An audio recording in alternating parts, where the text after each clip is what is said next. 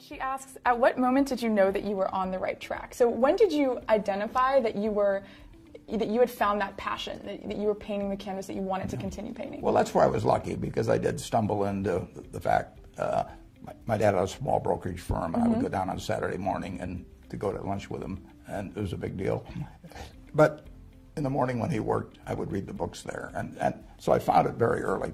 And not everybody does that. That's just plain luck when that happened. So I always knew the path I wanted to follow, and I was intellectually okay with it from the start, but I got messed up to some extent when we moved from Omaha to Washington. I didn't adjust very well, and my grades were terrible, all kinds of things. So I got very off the track, and it took my wife, basically said she just had to have this little watering can that she sprinkled on me, and finally the flowers bloomed. But it took a while, and I was very fortunate. One of our members is actually asking as a follow-up question.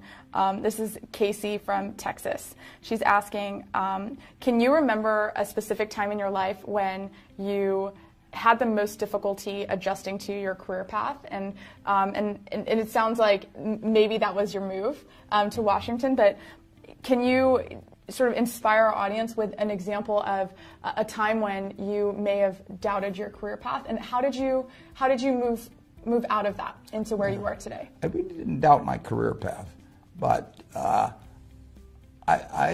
was not functioning well. I was okay in some respects, but not in other respects. And I was terrified, for example, both in high school and college. I don't know when it started, but I became terrified of public speaking. And I just couldn't do it. I mean, and so I arranged all my classes so I never had to do any public speaking. And I got to Columbia, and I saw an ad in the paper for a Dale Carnegie course. And I went down, it was somewhere in the mid-40s, and I gave the guy a check for $100, and I went back and stopped payment. I lost my nerve. And then I came out, I got out of Columbia actually when I was 20, and I came out to start selling securities in Omaha. And I realized I had to get up and be able to get up in front of people. I couldn't go through life this way. So I saw an ad again in the local paper that there was a Dale Carnegie course being given. I went down and I gave the fellow $100 in cash. And I became associated with 30 other people in the class. We couldn't stand up in front of a group and say our own name. I mean, it was pathetic. But that class changed my life in a big way. Wow. As a matter of fact, they used to give a pencil every week for whoever did the most with what they learned the previous week. And during that class, I proposed to my wife, and she accepted, and I won the pencil that week. Oh, wow. So it's important. I mean, you've got to be able to communicate in life, right. And it's enormously important. And probably the schools, to some extent, underemphasize that. I mean, you can start going for an MBA, and people think it's kind of beneath them to teach you about communication.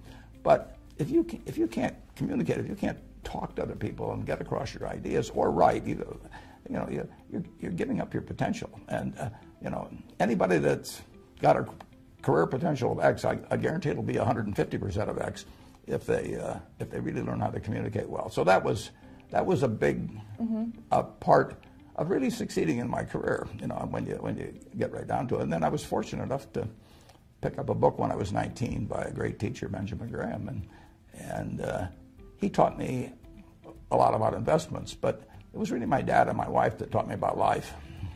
So is your number one, so multiple people, including Devin here from Charleston, asked, what's the one piece of advice you would give to a fellow introvert? And we talked a little bit before this about the fact that this is not in our either of our comfort zone as fellow introverts. Yeah. So would your advice to a fellow introvert be to just sort of confront that fear, go to a communication class, and just practice out of the fear? You have to do it. I mean, you have to do it, and the sooner you do it, the better. I mean, it's so much easier to get the right habits when you're young than work later on. And I mean, I think they have Toastmaster clubs. I don't know what they all are, but if they're to get over fear of associating with people, you got to go out there and associate. And it's painful. It's very painful. When I finished the Dale Carnegie course, now I'm 21, proposed, got accepted, and everything, but I was very worried that I would lapse back like I was before.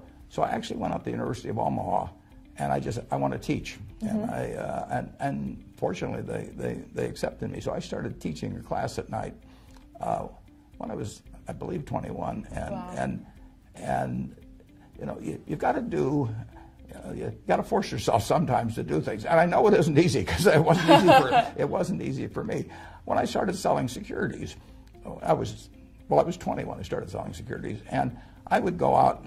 I used to walk around downtown Omaha and call on people, and there were people that I knew weren't going to be that friendly sometimes. And I'd walk around the block 3 or 4 times sometimes before I'd walk in. Work up the nerve to get in there. Absolutely, you know, it's not a bad thing to take a job as a salesperson, just to interact with people. I used to sell shirts at J.C. Penney Company. You know, I sold men's suits, I sold children's clothing, and if you are somewhat introverted, like you say you are, and I know I am, just getting out there and forcing yourself to get into a situation where you talk with people. Most of them don't bite. What's the one piece of parting advice that you'd like to share with our members who are in the first 10 years of their careers? Well, just find your passion, and remember, those males around you, a lot of them have got a lot of the Wizard of Oz in them.